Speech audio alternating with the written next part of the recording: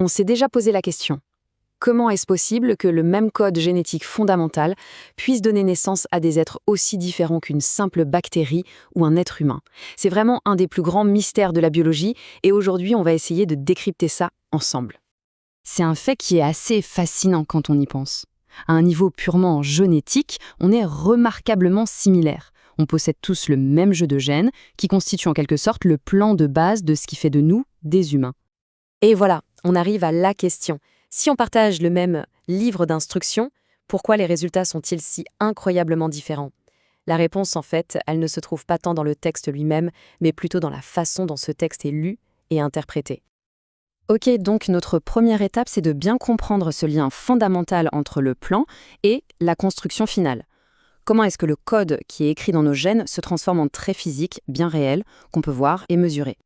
Alors là, il faut qu'on s'arrête sur deux termes cruciaux. Le génotype, d'un côté, c'est l'information génétique brute, l'ensemble des instructions qu'on a héritées de nos parents. De l'autre côté, il y a le phénotype, et ça, c'est le résultat observable de cette information, la couleur des yeux, la taille, etc.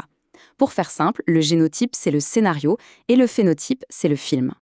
Un trait physique, comme ça n'apparaît pas d'un coup, comme par magie. Non, c'est une véritable réaction en chaîne. Tout commence au niveau moléculaire, avec la production d'une protéine. Ensuite, cette protéine va modifier le comportement d'une cellule. Et finalement, l'effet cumulé de ces changements sur des milliards de cellules crée un trait visible, macroscopique, comme la couleur de la peau ou des cheveux. Mais alors, comment l'information passe-t-elle du plan à la fabrication de la protéine? Ça nous amène à un problème logistique assez incroyable qui se passe au cœur même de nos cellules. Imaginez que le plan est enfermé dans un coffre-fort, mais que les usines de construction, elles, sont à l'extérieur. C'est une excellente question, non? L'ADN, notre précieux plan, il ne quitte absolument jamais la sécurité du noyau. Mais les ribosomes, ces petites machines qui assemblent les protéines, eux, se trouvent dans le cytoplasme. Il faut donc un messager, un courrier pour faire le lien. Et ce coursier, eh bien, le voilà, c'est l'ARN, l'acide ribonucléique. C'est une molécule vraiment astucieuse. C'est une copie temporaire, mobile, d'un petit bout d'ADN qui, elle, est capable de voyager là où l'ADN ne peut pas aller. C'est la solution super élégante de la nature à ce problème de localisation. Ce processus se fait en deux grandes étapes. Ça commence par la transcription. Il faut imaginer une enzyme, l'ARN polymérase, qui agit un peu comme un scribe hyper méticuleux.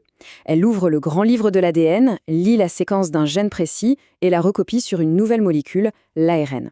Il y a juste une petite différence. La lettre T de l'ADN est remplacée par un U dans l'ARN. Une fois qu'il est dans le cytoplasme, l'ARN messager va rencontrer un ribosome. Le ribosome, c'est l'usine à protéines. Il lit le message de l'ARN, mais il le lit 3 lettres par 3 lettres. Chaque petit mot de 3 lettres, qu'on appelle un codon, correspond à un acide aminé bien spécifique.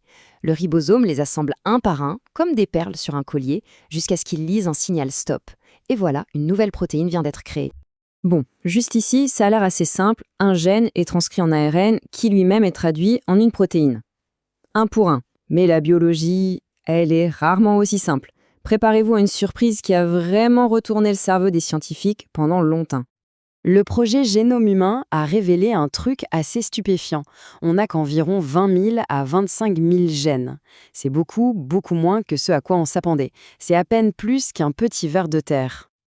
Mais regardez-moi ça. Notre corps est capable de produire bien plus d'1 million de protéines différentes.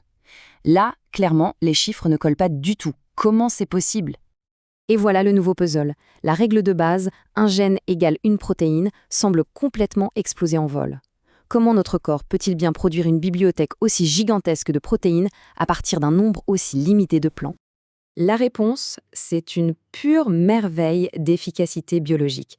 En fait, notre génome, ce n'est pas juste un simple livre de recettes, c'est un livre de recettes modulable. Pour comprendre ça, il faut savoir qu'un gène, ce n'est pas un bloc de code d'un seul tenant. Non, il est composé de sections qui codent pour quelque chose, les exons, et de sections qui ne codent pour rien, les introns. Et ces introns sont intercalés entre les exons. On peut voir les introns un peu comme des commentaires ou des passages inutiles dans un script qu'il faut absolument retirer avant la version finale. Juste après la transcription, on obtient cet ARN prémessager, qui est une copie brute avec tout dedans. Mais avant de quitter le noyau, il va subir une sorte de montage, un processus d'édition qu'on appelle l'épissage. Les introns sont soigneusement découpés et les exons qui restent sont recousus ensemble pour former l'ARN messager final, celui qui est mature et prêt à l'emploi. Et la solution à notre puzzle, c'est un mécanisme absolument génial appelé l'épissage alternatif. C'est là que réside tout le génie du système.